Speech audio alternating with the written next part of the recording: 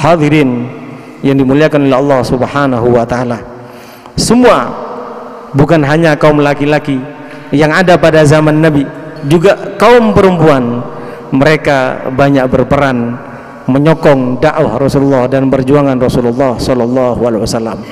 Jika kita kenal Sayyidatina Khadijah menghabiskan hartanya dan waktu-waktunya untuk membela baginda Nabi Muhammad sebagaimana sahabat-sahabat perempuan yang lainnya, sehingga pada saat menjelang kematiannya Sayyidatina Khadijah masih mengkhawatirkan dakwah Nabi Muhammad, ingin mendukung dakwah Nabi Muhammad, tapi beliau menyadari ajal akan tiba.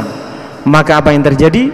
Sebelum wafat, Sayyidatina Khadijah berwasiat kepada Rasulullah sallallahu alaihi wasallam, wahai Rasulullah, aku sudah habis hartaku untuk menyokong dakwahmu dan perjuanganmu ya Rasulullah. Andai kata aku nanti mati dan tulang belulangku masih laku, juallah tulang belulangku untuk mendukung dakwahmu wahai Rasulullah. Begitulah wanita-wanita hebat yang ada di sisi baginda Nabi Muhammad, baik itu sahabat-sahabat bukan keluarga Nabi Muhammad, apalagi keluarga Nabi Muhammad sallallahu alaihi wasallam. Sebagaimana Sayyidatuna Aisyah radhiyallahu anha, demikian juga Sayyidatuna Fatimah Az-Zahra menunjukkan betapa beraninya dalam membela agama Allah Subhanahu wa taala, dan tanpa takut pun tatkala Rasulullah sallallahu alaihi wasallam jatuh kepada gubangan yang dibuat, ada panah, ada semacamnya senjata tajam di situ, maka Sayyidatuna Fatimah yang mengambil dengan Sayyidina Ali, dan yang mengusap dan membersihkan darahnya adalah Sayyidatuna Fatimah.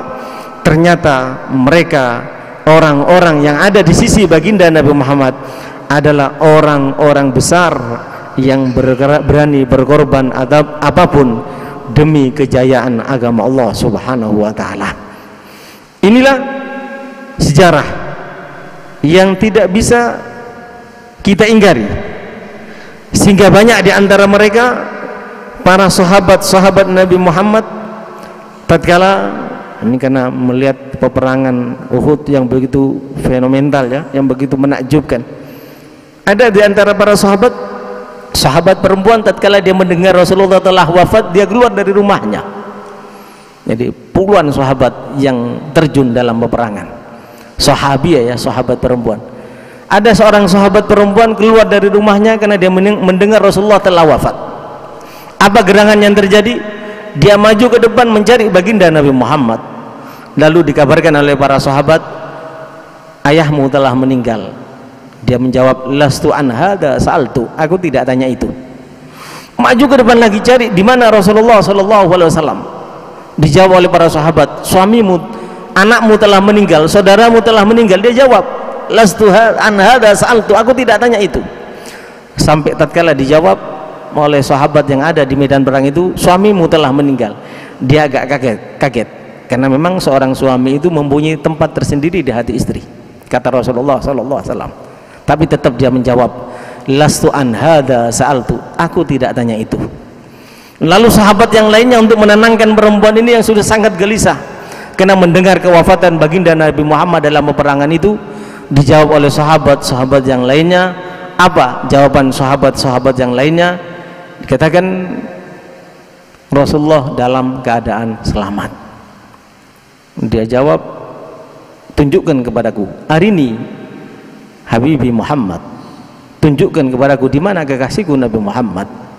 Dan setelah melihat Nabi Muhammad sallallahu alaihi wasallam, maka sahabiah ini berkata, kullu musibah ba'daka jalal, musibah apapun yang menimpaku, mati ayahku, mati suamiku, mati saudaraku, mati anakku, semuanya tidak ada nilai bagiku wahai Rasulullah.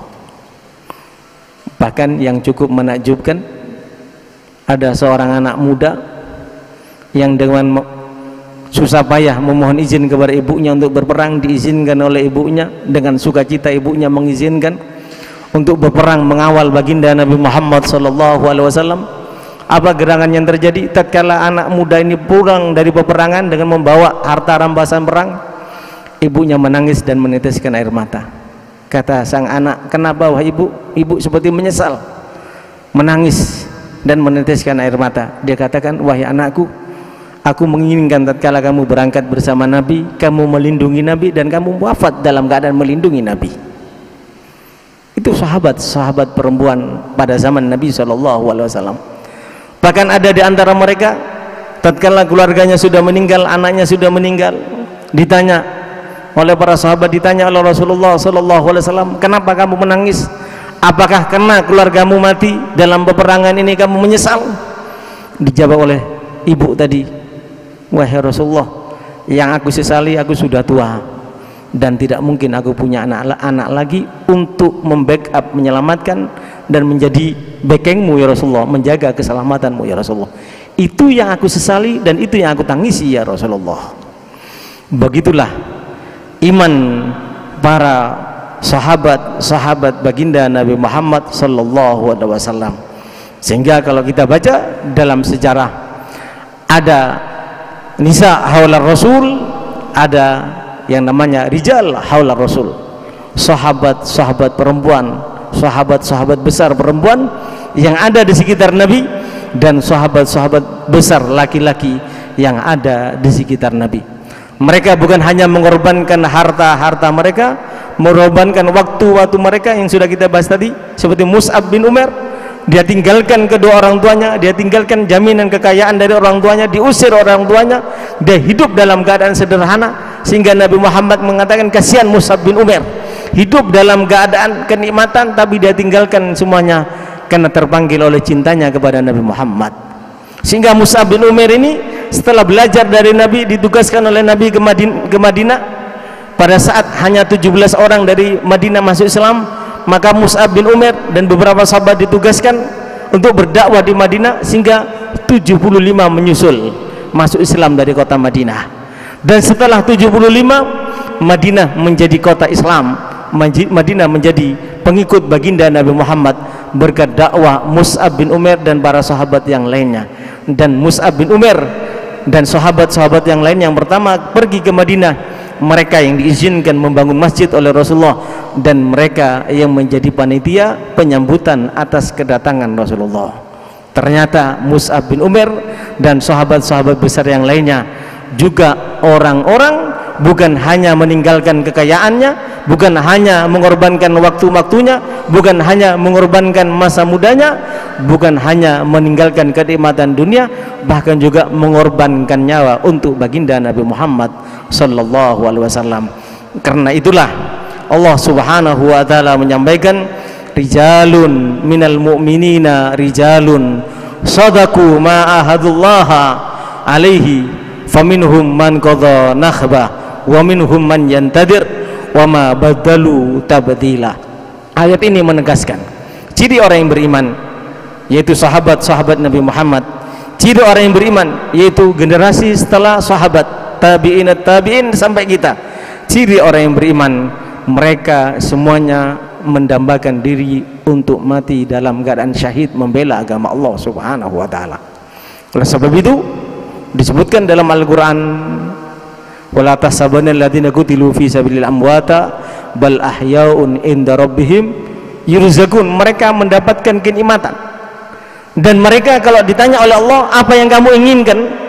Orang-orang yang mati syahid itu, kalau mereka ditanya dan diizinkan oleh Allah untuk hidup kembali, mereka memohon kepada Allah hidup kembali dan mati syahid. Jadi mati lagi ditanya kembali, apa yang kau inginkan? Hidup kembali dan mati syahid membela Rasulullah SAW. Jadi umat Islam itu dari masa ke masa, dari generasi ke generasi, tidak akan pernah mempunyai rasa takut kecuali kepada Allah Subhanahu wa taala. Ala inna awliya Allahi la khaufun alaihim wa lahum yahzanun. Mereka para kekasih Allah. Siapakah mereka para kekasih Allah? Yang berani mengorbankan segalanya untuk Allah dan Rasulnya.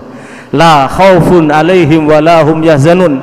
Mereka tidak akan pernah mempunyai rasa takut, dan yang mati dari keluarganya walahum yahzanun, mereka tidak akan pernah susah, tapi mereka akan bangga kalau ada di antara keluarganya mati dalam rangka membela agama Allah Subhanahu wa taala.